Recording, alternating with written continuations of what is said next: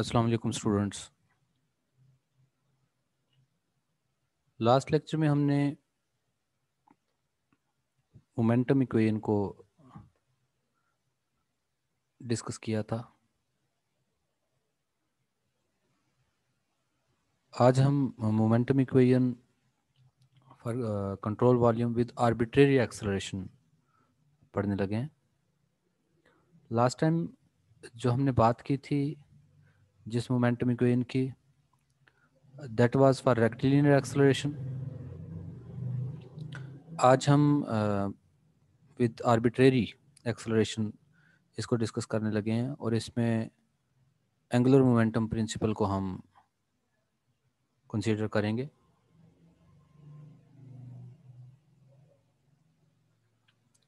Our next task is to devise a control volume for angular momentum principle. अभी तक हम conservation of मास की बात कर चुके और न्यूटन सेकंड लॉ की बात कर चुके। उसके बाद हमने मोमेंटम इक्वेशन को देखा, विद रेक्टिलिनियर एक्सेलरेशन भी देखा। अब हम एंगुलर मोमेंटम प्रिंसिपल को डिस्कस करने लगे हैं। There are two obvious approaches we can use to express the angular momentum principle. अगर याद हो आप लोगों को तो हमने last time inertial control volume की भी बात की थी और मूविंग कंट्रोल वॉल्यूम की भी, रिलेटिव मूवमेंट जब हो रही थी उस कंट्रोल वॉल्यूम की बात की थी।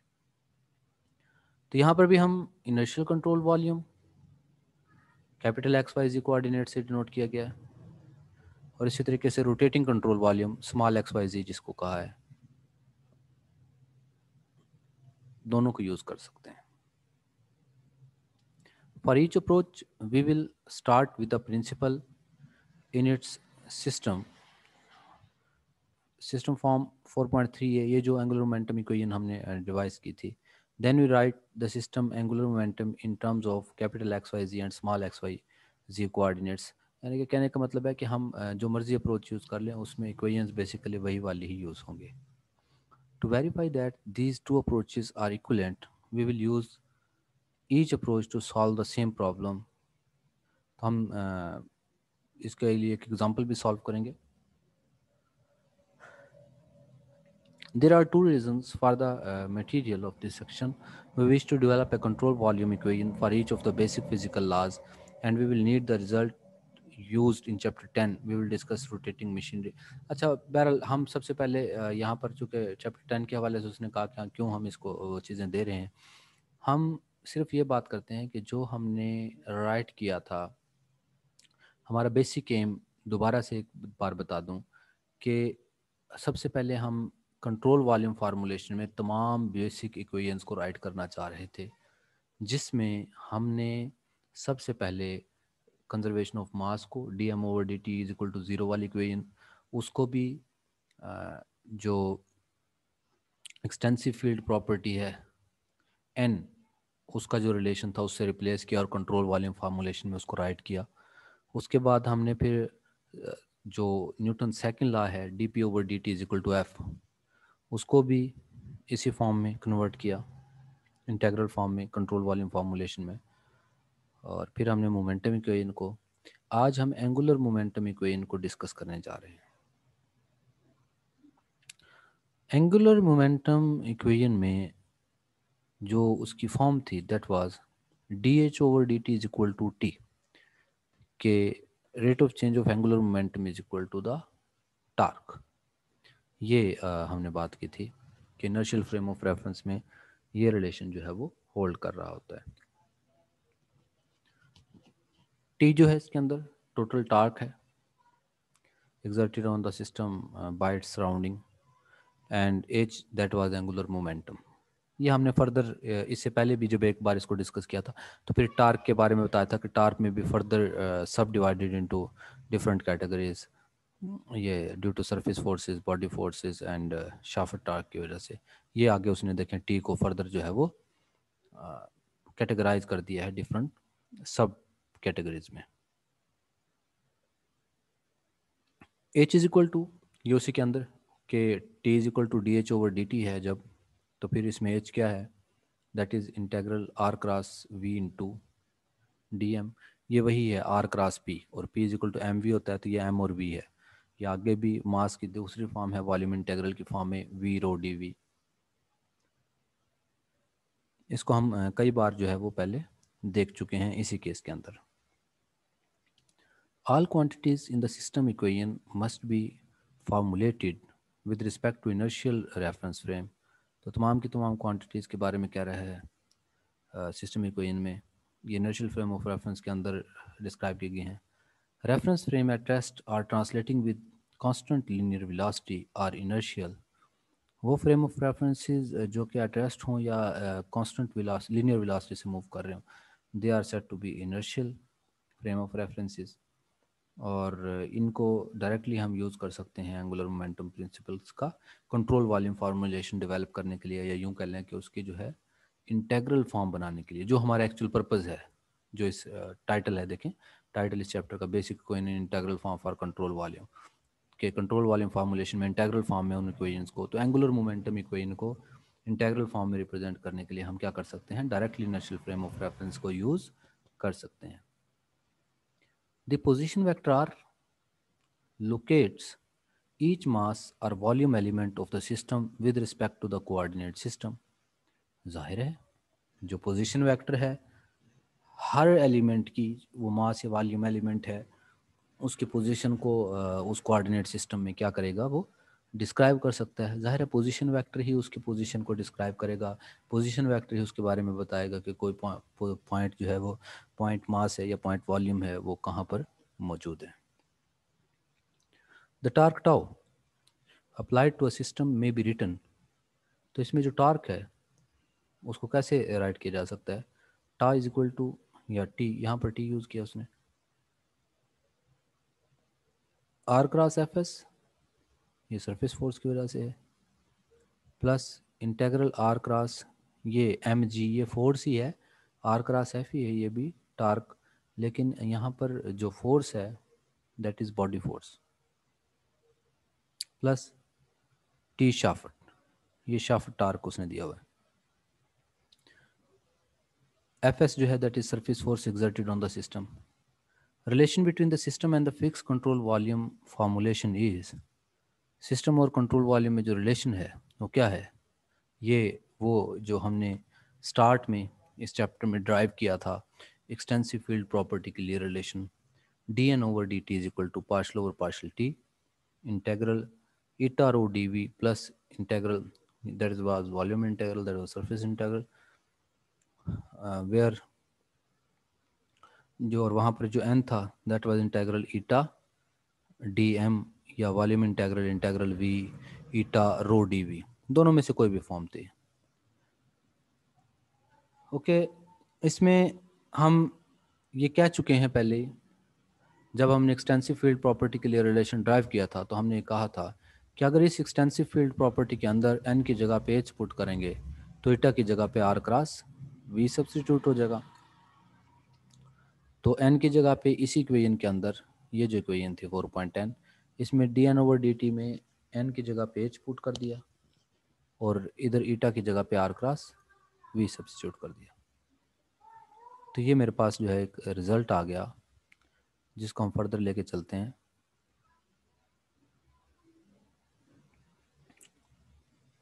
अच्छा, d H over D t को हमने कहा हुआ कि d H over D T is equal to t है, तो ये तो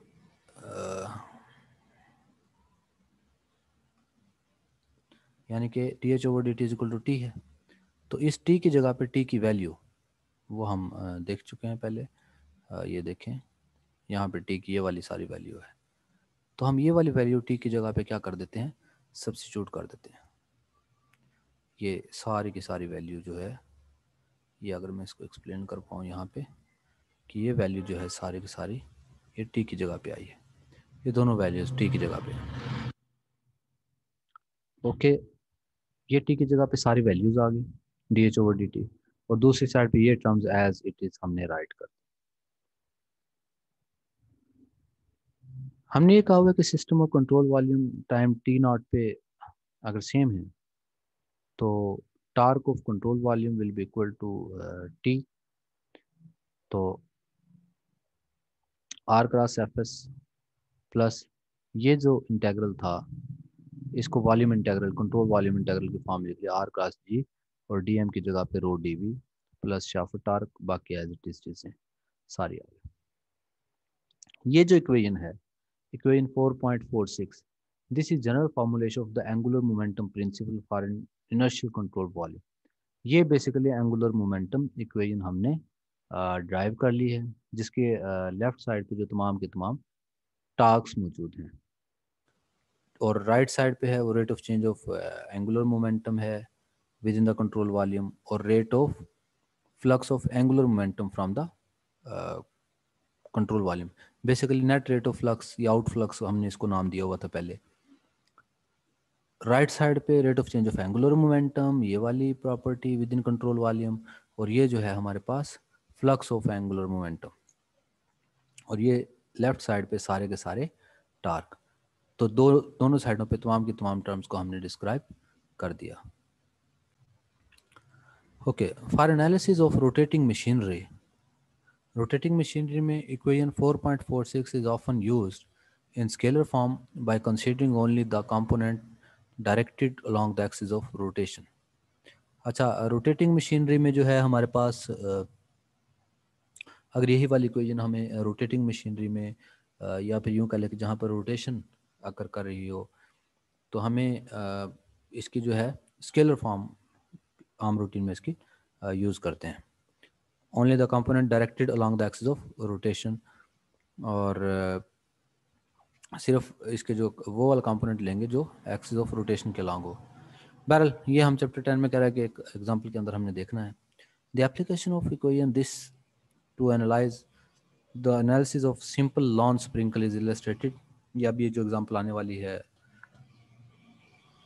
क्योंकि हमने ये कहा हुआ है कि जब हमने कंजर्वेशन ऑफ मास किया था, तो कंजर्वेशन ऑफ मास की भी हमने एक प्रैक्टिकल एप्लीकेशन देखी थी। फिर उसके बाद हमने जब न्यूटन सेकंड लॉ किया, उससे रिलेटेड एक प्रैक्टिकल एग्जांपल को कंसीडर किया था। फिर फर्दर जब हमारे पास मोमेंटम इक्वेशन आया, उसकी भी एक आध एग्जांपल हमने देखी थी। तो ऐसे ही अब हम लॉन स्प्रिंकलर, लॉन स्प्रिंकलर क्या है, तो आपने देखा होगा एक रोटेटिंग शेप में इस तरीके से एक रॉड, सॉलिड रॉड ऊपर को निकला हुआ होता है, और उसके साइडों पे दो स्मॉल टाइप के इस टाइप के पाइप होते हैं, सिंगल पाइप जहाँ पर मौजूद होता है। ये क्या कर रहा होता है, मूव कर रहा होता है, रोटेट कर रहा होता है, और इसमें से जेट वाटर फ्लो जो है वो स्प्रिंकल्स की फॉर्म में, फुहार की शक्ल में पानी जो है दे रहा होता है, या वाटर आउटफ्लो बड़ी तेज़ी के साथ हर डायरेक्शन में हो रहा होता है। A small lawn sprinkler is shown in the sketch at right. At the inlet, ये जो small sprinkler दिखाया हुआ है, at an inlet gauge pressure of 20 kilo pascal, जाहिर है कोई स्पेसिफिक जो है ना प्रेशर इसको यहाँ से पुट किया जाएगा, तो ये इनलेट प्रेशर इसका जो है that is 20 kilopascal. Total volume flow rate of water through the sprinkler is 7.5 litre per minute. अच्छा, that is volume flow rate. Volume flow rate को किसी से हमने रिप्रेजेंट किया हुआ है, that is Q. 7.5 litre per minute के, 1 litre जो 7.5 लीटर जो है 1 मिनट के अंदर आउटफ्लो हो रहा है, और and it rotates at 30 rounds per minute. ये एंगुलर वेलोसिटी की एक का यूनिट है, जैसे मीटर पर सेकंड होता है, तो दैट इज़ राउंड पर मिनट, मतलब 30 राउंड्स कंप्लीट कर लेता है ये सर्कुलर फॉर्म में 1 मिनट के अंदर। The diameter of each jet is 4 millimetre, और इसी तरीके से हर एक का जो इंटरनल डायमीटर है हर एक जेट का, दैट इज़ 4 मिलीमीटर। अच्छा, और क्या चीज़ दी है उसने हमें, calculate the jet speed relative to each of the sprinkler nozzle. Jet speed हमने फाइंड आउट करनी है, यानी कि वाटर जेट जो है उसकी स्पीड हमने फाइंड आउट करनी है। और दूसरा ये कि evaluate the friction torque at the sprinkle pivot और टॉर्क ऑफ फ्रिक्शन जो है वो हमने फाइंड आउट करना है। ये अबाउट मेन, ये देखें यहाँ पे उसने बताया हुआ है। अच्छा, अब जो वाटर स्प्रिंकलर होता है ना, वो चूँकि उसकी डायमेंशंस ज़रा डिफरेंट टाइप की होती हैं। डिफरेंट टाइप से मुराद ये कि ये देखिए, ये नोज़ल इसमें इधर वाटर जेट इधर को जा रहा है, इसमें वाटर जेट इधर को जा रहा है। हमने इनकी रिलेटिव वेलोसिटी फाइंड आउट करनी है। तो ये इधर को मूव कर रहा है, ये इधर को मूव कर रहा है। तो यूँ कह लें कि ये जो टॉप है, ये ऊपर वाला जो डॉटेड लाइन हमने लगाई है और ये जो नीचे लगाई है, ये दो कंट्रोल वॉल्यूम डॉटेड रीजन इस टाइप का ले लिया कि इसके अंदर ये दोनों के दोनों नोजल्स जो हैं वो आ जाएं। जेट स्पीड हमने फाइंड आउट करनी है हर नोजल की, एक दूसरे के लिहाज से रिलेटिव टू ईच नोजल। और दूसरी है कि friction torque eight pivoting point वो होता है जिसके अबाउट ये मूव कर रहा है। तो पिवट पॉइंट के अबाउट जो है वो फ्रिक्शन टॉर्क जो है वो हमने फाइंड आउट करना है। तो गवर्निंग इक्वेशन सबसे पहले अप्लाई कराएंगे कि हम एंगुलर मोमेंटम इक्वेशन और कंटिन्यूटी इक्वेशन जो बेसिक इक्वेशंस हैं वो कुछ assumptions हैं कि इनकम्प्रेसिबल यूनिफॉर्म फ्लो और W is equal to constant angular velocity. तो इनकम्प्रेसिबिलिटी की वजह से ये वाला जो टर्म है that will equal to zero. ये ज़ीरो के साथ ये जो वन लिखा होता है ना, इसका मतलब यही होता है कि अंडर विच एजम्पशन, कौन सी वाली एजम्पशन अप्लाई कराई, कौन सी एजम्पशन हमने देखी जिसकी वजह से ये वाली टर्म ज़ीरो होगी। तो ज़ीरो हुई इंटू वन का मतलब कि एजम्पशन वन की वजह से इसका जो आंसर आ पाया वो ज़ीरो आ पाया। अच्छा, बाकी ये देखें यहाँ पे बाकी चीज़ों को डिस्क्राइब किया है। वॉल्यूम फ्लो रेट दिखा दिया है 7 5 litre per minute. Angular velocity जो है वो 30 राउंड्स पर मिनट है। और इसका जो है ये ऊपर को जो इंक्लिनेशन बन रहा है, ये भी मतलब चूँकि दोनों एक ही तरह के होंगे दोनों साइडों पे, तो इसका जो एंगुलर इंक्लिनेशन बन रहा है दैट इज़ 30 डिग्री। और एक्स वाई और जी डायमेंशन ये ले रखे हैं जो साइड पे मौजूद हैं। अच्छा, और दूसरा ये जो इनलेट प्रेशर था that was gauge pressure 20 kilo pascal. Angular momentum equation को भी हमने यहाँ पर राइट कर लिया है कंप्लीट फॉर्म में। और अब सबसे पहले आ जाते हैं हम कि कंटिन्यूटी इक्वेशन से the jet speed relative to the nozzle is given by relative speed that is equal to v relative is equal to q over 2a।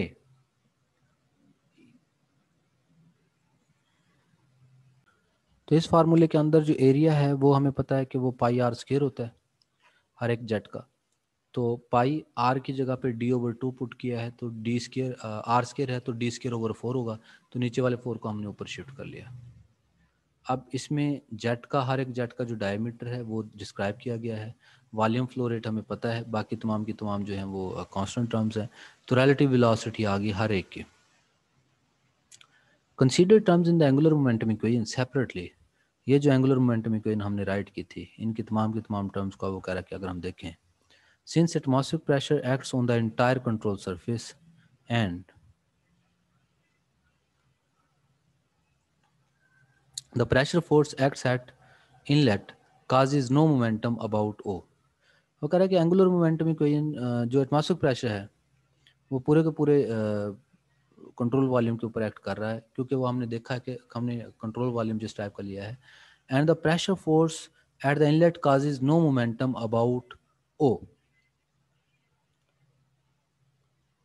तो ओ के अबाउट जो है हमारे पास जो प्रेशर फोर्स है वो मोमेंटम प्रोड्यूस नहीं कर रही। तो इसका मतलब सरफेस फोर्सेस की वजह से जो कि प्रेशर फोर्सेस हैं एक्चुअली जो हमने यहाँ पर ली हुई हैं इस केस में, तो उनकी वजह से मोमेंटम तो ज़ीरो हो गया। अच्छा, momentum of the body forces in the two terms are equal and opposite, and hence the second terms of the left side of the equation is zero। और इसी तरीके से फिर ये बॉडी फोर्सेस के बारे में जो एम जी जिसके अंदर मौजूद है, ये वाले टर्म ना, ये जी जिसके अंदर मौजूद है, तो इसकी ये दोनों अपोजिट डायरेक्शन में जो जी मौजूद है, तो इनकी रिलेटिव मोशन को अगर देखा जाए तो नेट जो हमारे पास फोर्सेस हैं दोनों आर्म्स में, एक पे अप है, दूसरे में डाउन है, या यूँ कह लें कि दोनों साइडों पे जो फोर्सेस लग रही हैं gravitational forces, they are equal and opposite, तो इन दोनों को एक दूसरे को क्या कर देंगे, कैंसिल आउट कर देंगे। तो the only external torque acting on the control volume is friction in the pivot, यानी कि जो शाफ्ट टार्क है, फ्रिक्शन इन द पिवट जो है, तो इसका मतलब जो टोटल टार्क है दैट इज टार्क शाफ्ट और is equal to t f friction torque into के। ये हमने कहा हुआ है कि आर क्रॉस एफ से जब हमारे पास उसकी जो डायरेक्टेड वेक्टर बनेगा वो वर्टिकली आउटवर्ड या अपर डायरेक्शन में या इस परपेंडिकुलर डायरेक्शन में उसकी डायरेक्शन होगी। तो अबाउट द एक्सिस है तो ये जी डायरेक्शन में होगा, तो इस वजह से यूनिट वेक्टर साथ में क्या लिया हुआ है, के लिया हुआ है। जैसे ए क्रॉस बी लेते हैं तो सीधा एक्स और वाई में प्लेन में अगर वेक्टर्स हैं तो उसका जब क्रॉस प्रोडक्ट लेंगे तो जी डायरेक्शन में उसकी जो डायरेक्शन होगी, तो उस कॉन्सेप्ट को यूज़ किया है। Our next task is to determine the two angular momentum terms on the right side. तो अब हमने क्या करने लगे हैं कि ये दो टर्म्स रहेगी कि इधर से सिर्फ टार शाफ्ट बच गई, बाकी दोनों टर्म्स तो क्या होगी, जीरो होगी। तो अब इन दोनों टर्म्स को अब हम देखते हैं। तो हम इनको जब फाइंड आउट करेंगे, it's clear that although the position vector r, position and the velocity v of the fluid particle are functions of time, although के वो कहता है कि position vector velocity function of time है, लेकिन ये चूंकि कांस्टेंट स्पीड के साथ मूव कर रहा है, तो एंगुलर मोमेंटम जो है इस दौरान कांस्टेंट रहेगा, या यूं कह लेते हैं कि विद रिस्पेक्ट टू टाइम हम इसको जीरो ले कंसीडर कर सकते हैं फर्स्ट टर्म को। However, as an exercise in manipulating vector quantities, let's derive this result before we can evaluate the control volume integral. तो कह रहा है कंट्रोल वॉल्यूम इंटीग्रल को वैल्यूएट करने से पहले हम इसको जरा फाइंड आउट करने की कोशिश करते हैं। तो उसके लिए क्या करेंगे, हम एक एक्सप्रेशन किस टाइप के ले रहे हैं, we assume that length L of the tip AB is small as compared to the length R.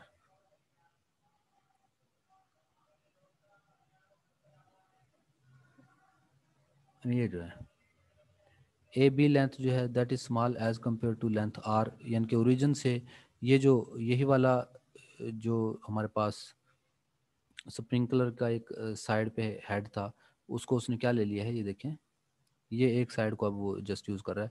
ये जो टर्न की हुई है ए बी लेंथ वो कह रहा है कि स्मॉल है। फिर द हॉरिजेंटल आर्म ओ ए के हिसाब से consequently we neglect the angular momentum of the fluid in this tip as compared to the angular momentum in the horizontal arm, यानी कि हम इस आर्म के एंगुलर मोमेंटम को सिर्फ डिस्कस करेंगे, इसके जो ओवरऑल टिप जो आगे से मुड़ी हुई है इसके मोमेंटम को हम क्या कर देते हैं, फिलहाल निगलेक्ट कर देते हैं। अच्छा, इसको निगलेक्ट करके ये एक स्ट्रेट लाइन बन गई, यूँ कह लें हम, जस्ट इसके उसको देखेंगे। अच्छा, ये जब मूव कर रहा है तो अबाउट वर्टिकल एक्सिस क्या कर रहा होगा, ये रोटेट कर रहा होगा। अच्छा, ये थीटा है, तो यहाँ पर जो जो फोर्सेस एक्ट कर रही हैं वो हम देखते हैं।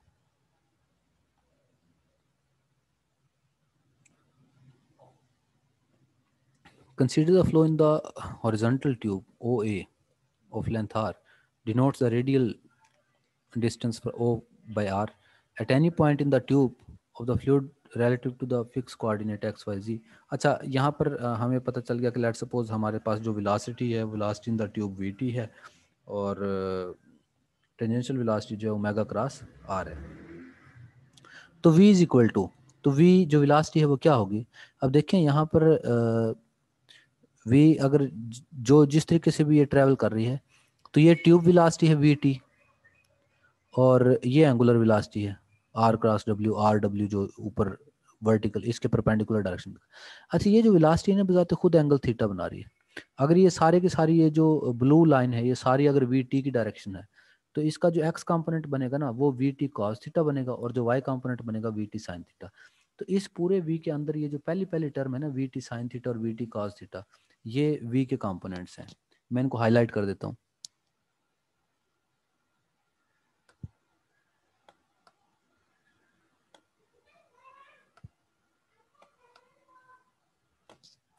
अच्छा, फिर दूसरे नंबर पे हम ये देखते हैं कि ये जो आर क्रॉस डब्ल्यू है ये भी जाहिर है अगर ये हॉरिजेंटल के साथ पाइप एंगल थीटा बना रहा है, तो इस पाइप के साथ जो परपेंडिकुलर होगा वो भी वर्टिकल के साथ एंगल थीटा बना रहा होगा, तो उसका भी जो ये सामने वाला परपेंडिकुलर होगा वो r omega cos sine theta होगा, और नीचे वाला ये जो है वो काज थीटा। इनके मैं बना देता हूँ कि कौन कौन सी डायरेक्शन होंगी।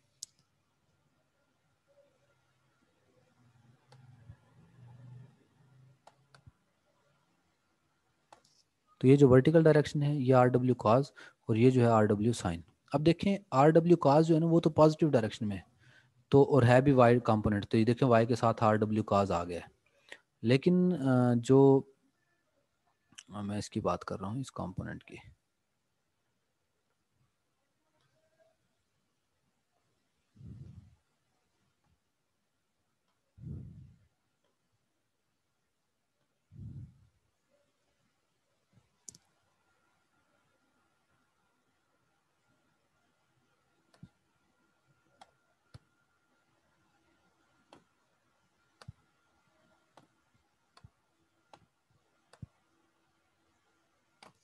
अच्छा ये जो दोनों कंपोनेंट्स मैंने ड्रा किए हुए हैं इसमें आर डब्ल्यू कॉज ये है जो ऊपर की तरफ है, और ये जो साइन वाला है ना उसके सामने जो परपेंडिकुलर बन रहा है ये बैक डायरेक्टेड है, तो इस वजह से इसके साथ नेगेटिव साइन आ गया। अच्छा, द पोजीशन वेक्टर इज, और जो पोजीशन वेक्टर होगा वो हमारे पास क्या होगा, आर कॉज थीटा, ये आर इसका ओवरऑल पोजीशन वेक्टर है आर, तो x component cos r cos होगा और y component r sign theta. तो आर क्रॉस वी जो बनेगा वो हमारे पास क्या बन जाएगा, क्रॉस प्रोडक्ट। जो भी चीज़ होगी वो हम इसकी देख लेते हैं कि क्रॉस प्रोडक्ट लेने के बाद क्या चीज़ आ जाएगी आर क्रॉस वी। वो ये आ गया था आर क्रॉस वी, इसको जब सिंप्लीफाई किया तो आर स्क्र ओमेगा कॉमन लेने के बाद cos square plus sine square, ये वैल्यू हमारे पास क्या बन जाएगी, 1 बन जाएगी। तो के आर स्क्र ओमेगा, तो integral r cross v rho D v, हम वो वाला इंटेग्रल फाइंड आउट करने की कोशिश कर रहे हैं।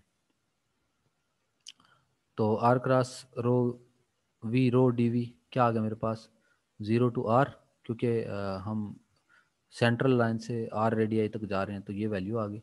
और जब इसका पार्शल ओवर पार्शल टी रहेगी तो टाइम पे तो डिपेंड ही नहीं कर रहा है, इसका मतलब ये वैल्यू 0 आएगी। यही हमने अभी थोड़ी देर पहले बात की थी।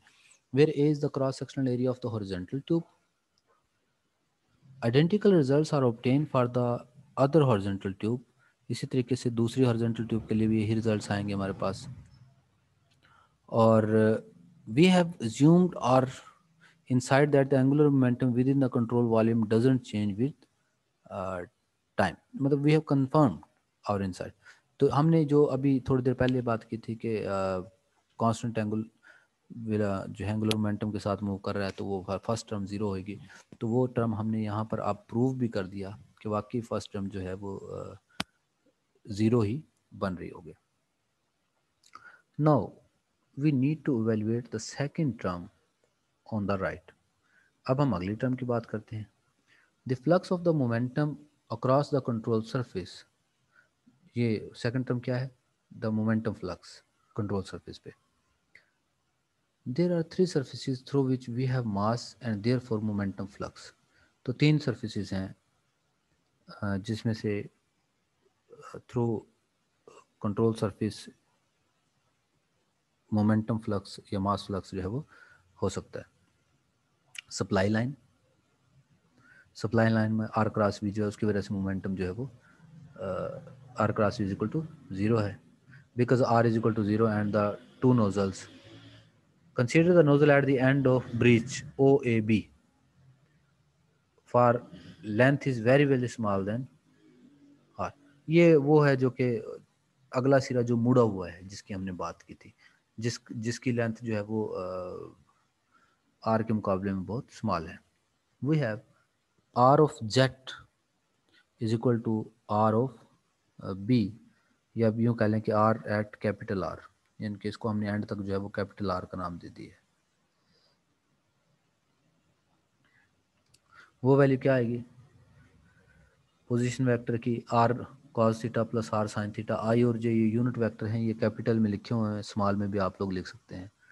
और हमने ये अब क्या दिया कि ऑलमोस्ट इक्वलेंट है r is equal to capital r पे भी, क्योंकि एंड पे जाके ना बी की जब हम बात कर रहे हैं तो वो जो टर्न किया हुआ है इसने, इसके बाद जाके जहाँ पे ये वाला जो टर्न है बी तक पहुँचने के लिए जो आगे थोड़ा सा हिस्सा जो मुड़ा हुआ है, इसको हमने इग्नोर कर दिया कि इसकी लेंथ जो है ना ओवरऑल की लेंथ के मुकाबले में बहुत ही ज़्यादा कम है। तो इस वजह से हमने ओवरऑल रेडियाई कैपिटल आर तक ही तमाम के तमाम चीज़ों को डिस्कस किया है। तो वी जे क्या बन जाएगा, इंस्टेंटेनियस जेट वेलोसिटी। तो जेट वेलोसिटी क्या आ जाएगी, relative velocity plus velocity of tip. अच्छा ये relative velocity आ गई, ये सारे की सारी जो हमें यहाँ तक उसने दी है कि i v relative cos theta sin theta minus j v relative cos theta cos alpha और के, ये आई जे के और के कंपोनेंट हैं हमारे पास, ठीक है ना। और इसमें जो वी टिप है, मतलब ये कि वेलोसिटी का ओवरऑल तमाम के तमाम कंपोनेंट्स को हमने यहाँ पर क्या कर लिया है, सम अप कर लिया है।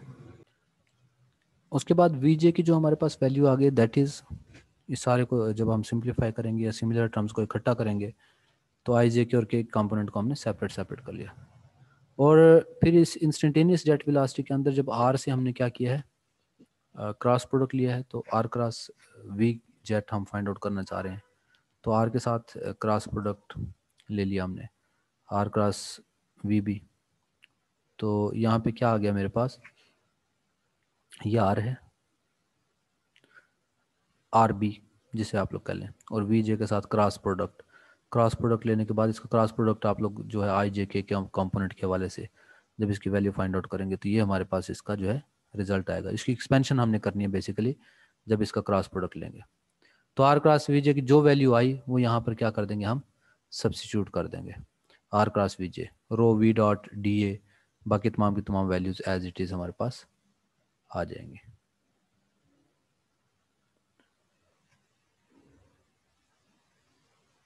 अच्छा ये वैल्यू सब्सिट्यूट करने के बाद फिर the velocity and the radius vectors of the flow in the left arm must be decided in terms of the same unit vectors used in the right arms। यही वो जो है हमारे पास velocity और radius vector लेफ्ट और right के दोनों के सेम यूज़ करेंगे। In the left arm i j के component, i j components of the cross product are of opposite sign, r और आई और जे कंपोनेंट्स जो हैं उनके अपोजिट साइन होंगे। और साइन थीटा प्लस फाई जो है हमारे पास that is equal to theta plus pi जब हम करेंगे, ये वही फार्मूलाज हैं जो कि हम ट्रिग्नोमेट्रिक फार्मूलाज के लिए यूज़ करते हैं। तो कंट्रोल वॉल्यूम जो फार्मूलेशन है यहाँ पे क्या चीज़ बच जाएगी, वो ये होगी minus k r v relative cos alpha, ये तमाम की तमाम वैल्यूज़ जो हैं इसी को इनकी रिड्यूस फॉर्म बन जाएगी। इसको जब आप लोग तमाम वैल्यूज़ को राइट साइड पे जो टर्म थी वो ये बन गई है, यही वाली जो आंसर है। लेफ्ट साइड पे सिर्फ जो है वो फ्रिक्शन टार्क बचा था, तो फ्रिक्शन टार्क का ये एक्सप्रेशन जो है हमारे पास आ जाएगा। और ये जो एक्सप्रेशन आएगा इसमें ओमेगा आर की पहले वैल्यू सेपरेट से फाइंड आउट की है ताकि ओमेगा आर की वैल्यू सब्स्टिट्यूट कर सकें, वी रिलेटिव एंग अल्फ़ा जो हमारे पास वेलोसिटी बना रही थी रिलेटिव वेलोसिटीज़, और रिलेटिव वेलोसिटीज़ को जो हमने पहले फाइंड आउट किया है ये देखिए 4.97 मेकिंग एन एंगल अल्फ़ा, इसी अल्फ़ा को हमने ज़ाहिर इंस्टेंटेनियस वेलोसिटी के अंदर यूज़ किया था फिर फर्दर।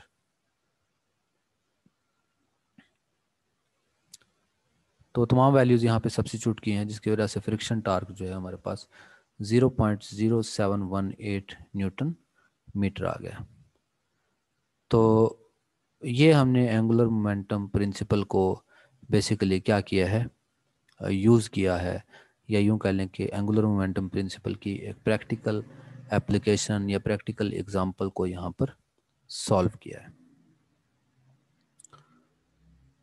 तो अभी तक हमने जो इंटेग्रल फॉर्म में कौन कौन से इक्वेशन को देखा है, कॉन्टिन्यूटी इक्वेशन को, जिसे कंजर्वेशन ऑफ मास यूँ कह लें कि पहला जो लॉ है वो कंजर्वेशन ऑफ मास को देखा था। दूसरा हमने जो है वो